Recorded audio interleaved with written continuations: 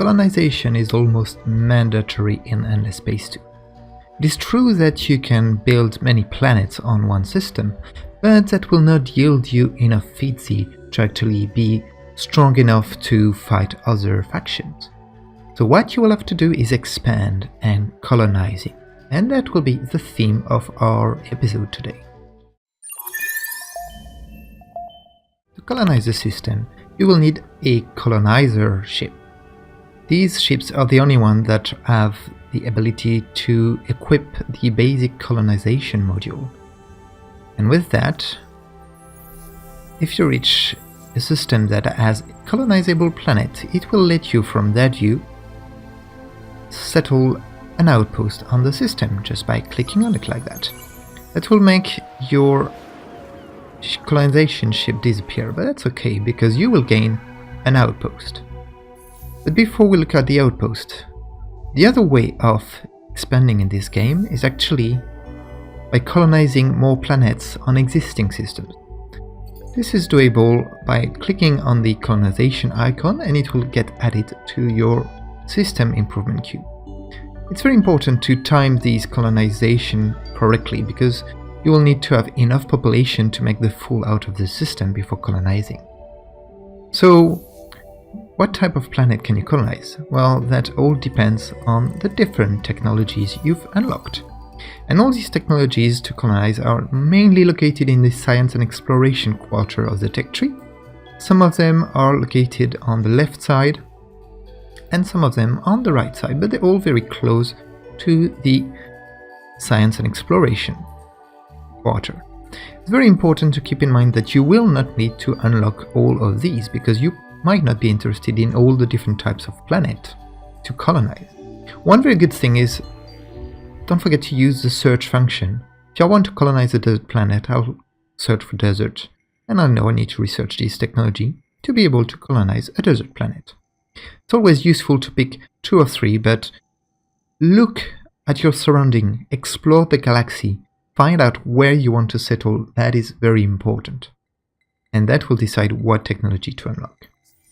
Now, you do have colonized and settled an output on your new system. It's going to take 13 turns for this colony to be turned into for this outpost to be turned into a full colony. You have ways of speeding these up. You can spend influence to improve the food that is sent to the outpost, which means you'll get your colony faster by a few turns. You can also send dust to have the same effect, basically having merchants to send food to your outpost and help its growth. The other thing you can do is, if there's another faction colonizing on the same system at the same time, you'll have 2 outposts in the same place. You can use manpower to grab some food from your opponent, which means slowing down their outpost and speeding up your outpost. You can also send fleets around the system to defend it and prevent the enemy faction to receive any food. In Endless Space 2, it's always good to have a plan, especially when you want to expand. That applies to colonization as well. Where do you want to expand is always a question you should ask yourself.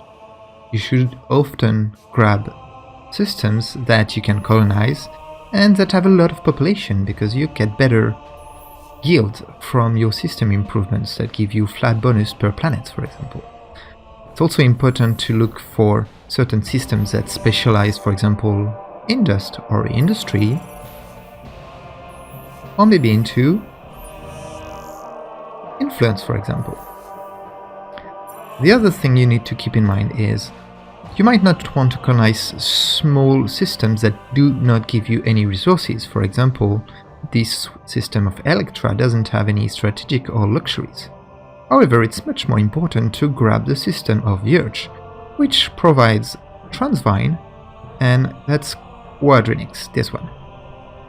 It's also a very good strategic position because it's close to my enemy, the Sophons, which means he won't be able to expand if I grab this system before him.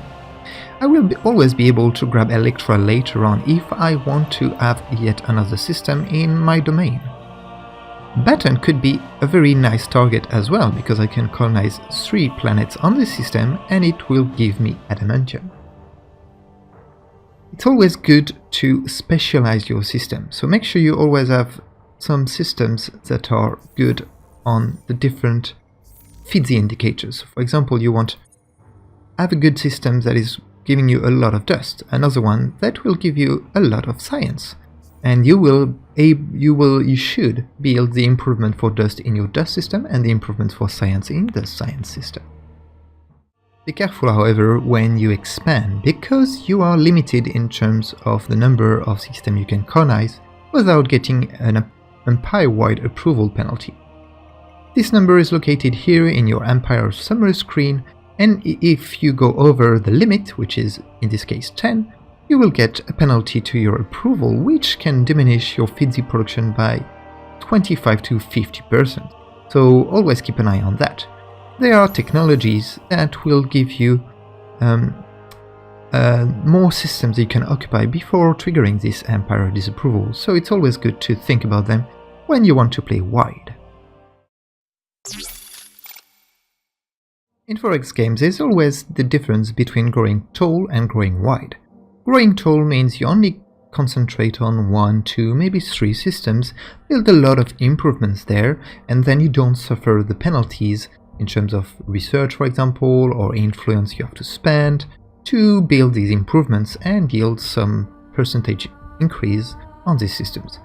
Going wide means grabbing a lot of system and expanding a lot. That means some things will be more expensive, like technologies or diplomacy cost, but you'll also have access to more planets, more FIDSI, raw FIDSI, and more resources. So, in Endless Space 2 it's a bit different because you're very limited in terms of planet on one system. So growing tall on 1 to 2 system of 5 planets is very limited, and it probably won't get you any type of victory. That's why you probably want to grow wide to a certain aspect. However, it's always advised to search for systems that have 5 planets. 5 planets is the most you can get.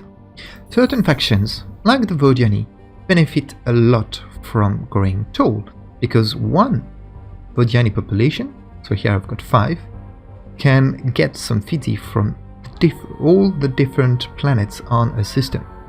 Which means for one population you get actually the output equivalent of 5 population on these systems. So the Vodiani are very good for that, and it's very good to keep that in mind. But it's very faction dependent. Overall, in Endless Space 2 I would advise you to play wide and to try to reach the maximum number of systems you can get before getting an approval penalty. This is because it will give you more chances to get luxuries and strategics, and playing tall you really can't get that apart from the marketplace, but that means getting a lot of dust. It will also let you have better chance to find better systems which are specialized on dust, for example, or science. The third reason is the wider you get your empire, the better your trade system is going to be. So as you can see here, I've got a trade route that goes very far, and that's all because I'm playing wide and I build a trade HQ in some places, and I've got alliance which let me have a very wide trade route, and the wider the trade route, the more money I can get out of it. So overall, it's probably funnier and actually better to play wide in Endless Space 2. Every population type will get you a basic FIDSI output. However, every population type has special effects. For example, the Imperials got +1 influence. The Mavros got +1 industry or +3 if it's on a hot planet. And the Pulsos will get +5 science on anomalies, so it's very important to keep an eye on that and try to min-max your population by micromanaging them. One thing you can do is just grab them and move them to another planet. For example, I've got 2 units of Mavros here. I might want to move them to a hot planet. At the moment my output of industry is 304. If I move them, it's going to reach up to 320. That was probably the right thing to do. Every system and every planet can hold a limited number of population. There's one way to increase the number of population, or actually there are multiple, you've got text for it, but the main way to have more population is by leveling up your system. Your system starts at level 1 and it can be increased to level 2. The level of the system is actually written here. Colony 2, colony 4, 3, 2, 3. That 2, 3 and 4 is the level of my colony. Oenso is a colony 2. I can level it up by building the level 3 modernization. And to do so, I need first to unlock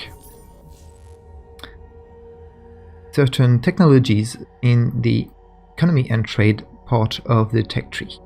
If I get to tier 3, I'll be able to unlock upgrade to level 2, tier 4 to level 3, and tier 5 to level 4.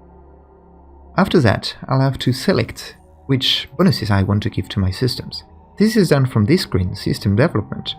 You'll have to select luxuries, and we're going to talk about luxuries in a next episode.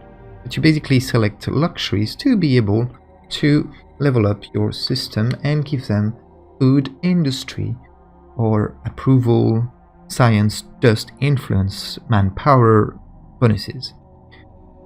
Once you select the 1, 2 or 3 luxuries you want to level up your system, it will show up in the build queue, and if you've got enough luxuries, you'll be able to build it. That will give you more space for more population, which will let you develop your systems even more. The other advantage of leveling up your system is that from level 2, you'll be able to send population between your different systems. It's another way of min-maxing your population, different depending on the population type. So here I only have Imperials, but for example, you've got population that are better on hot planets, so it would be better to send them to hot planets. The other thing you might want to do is, if you find a system that has a very good planet that will give you a lot of Fidzi, it's probably a good thing to actually send population from an already full planet that you know will get more population very quickly. For example, this one will get back its population in 1 turn, and that way you will colonize faster.